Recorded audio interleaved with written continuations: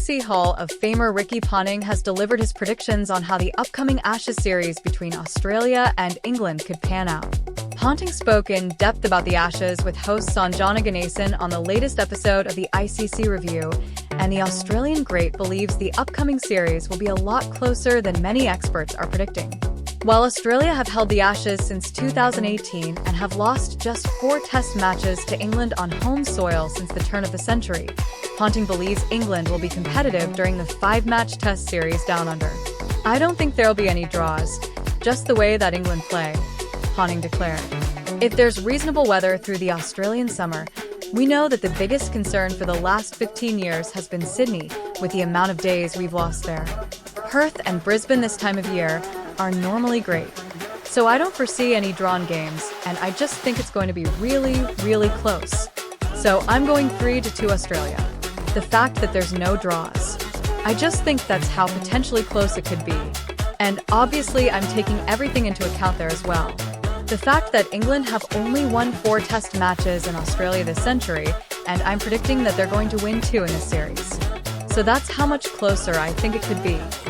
Ponting believes the opening partnership of Zach Crawley and Ben Duckett will be crucial for England, as he thinks Australia's bowlers can dominate the tourists' middle order should early inroads be made. Ponting thinks England's openers must attack Australia's quicks to try and obtain the upper hand early in their innings. "I have had a bit of a look back through the last couple of years when England have played really good test cricket, and it's been on the back of some really good, fast, positive starts from their openers," Ponting noted. "Because of the way that they come out, they play their shots. They put pressure back on the opposition straight away, and sometimes before you know, you look up at the scoreboard and they are none for 70 or 80, and you're sort of 8 or 10 overs into the test match. That's the way they'll need to do it again, I think, in Australia. It won't be easy because the wickets in Perth and Brisbane if they happen to bat first anyway, which is not England's preferred style of playing. England always like to bat second if they can, but I just think if they don't get off to flying starts and Duckett and Crawley can't be consistent at the top of the order, it just puts so much more pressure on those middle order players, on Joe Root, on Harry Brook, on Ollie Pope, who we know hasn't got a great record in Australia either. And all of a sudden you might look up and Ben Stokes is in a whole lot earlier than what England would want him to be. So I think England openers are crucial. Everyone will talk about Root and Brook and Stokes and the impact that they could have on the series.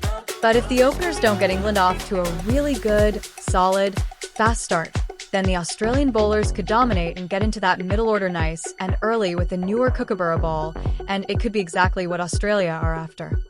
Ponting is a longtime admirer of England captain Ben Stokes and believes the star all-rounder remains the most crucial player for the tourists. The former Australian skipper is especially keen to see how Stokes performs with the ball, given he'll be able to provide frontline quicks Jofra Archer and Mark with the chance to freshen up in between spells. The captain is always the most important player going into an Ashes series anyway, but I just think the way that England might line up in that first game, if they play Wood and they play Archer, they might play Atkinson as well. I just think that the role of Ben Stokes with the ball for England becomes so vitally important because he is well documented, how fit he is, how hard he's worked, Ponting said.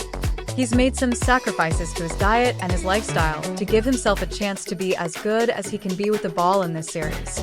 I think if he is fit and bowling as well as he can, then he's almost England's best bowler anyway in Test cricket, but he also gives Archer and Wood that chance to just freshen up a little bit. Also gives them the chance to maybe not even think about playing a specialist spinner if they don't want to in Perth and Brisbane, which is something I know that England have been talking about. I think his role is crucial for England's success right the way through this entire series. If he's fit, healthy, and strong in bowling as well as he can for 5 games, makes them a much, much better team.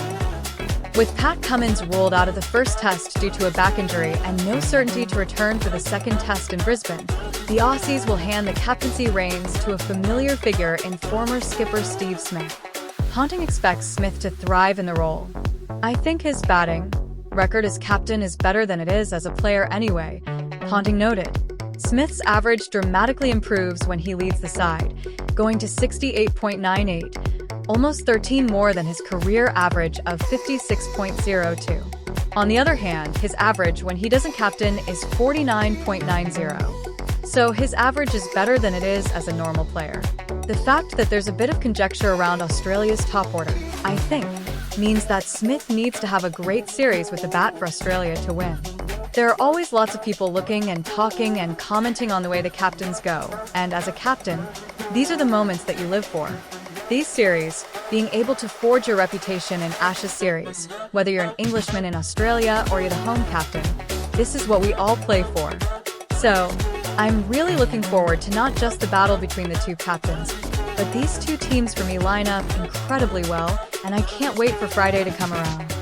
Ponting originally predicted Josh Hazlewood would be the leading wicket-taker for both sides during the Ashes, but switched to a fellow Australian fast bowler once he found out the experienced right-armer would miss the first test in Perth. I actually had Hazlewood in as the leading wicket-taker, so I'm going to have to take that out now, and I'll go Mitchell Starc now as the leading wicket-taker across the series. Who knows what's going to happen if they happen to rest and rotate? That's the thing that we don't know. If Cummins comes back in and then Hazlewood comes back in a little bit later, there might be an opportunity that Starc misses one of those games. He won't want it, but that's the hardest thing I think about trying to pick a leading wicket-taker now is you just don't know what they're thinking about getting him through 5 test matches. So I'll go with Starc. And I just think everything is aligned perfectly for Steve Smith to be the leading run scorer. Back in that number 4 spot, has made hundreds in his last few test matches that he's played, freshened up off a break being in New York away from everything for a while, scores a 100 when he comes back in his first Sheffield Shield game. I think he averages over 60 with the bat as captain. And I just think that it probably should be an Australian to be leading run scorer just considering the conditions and how hard it generally is for touring teams here. I might be a little bit biased, but Starc with the wickets and Smith with the runs. Please support our team grow by subscribing. It is an honor to support you. We will continue to work hard to provide you breaking news in the international cricket world.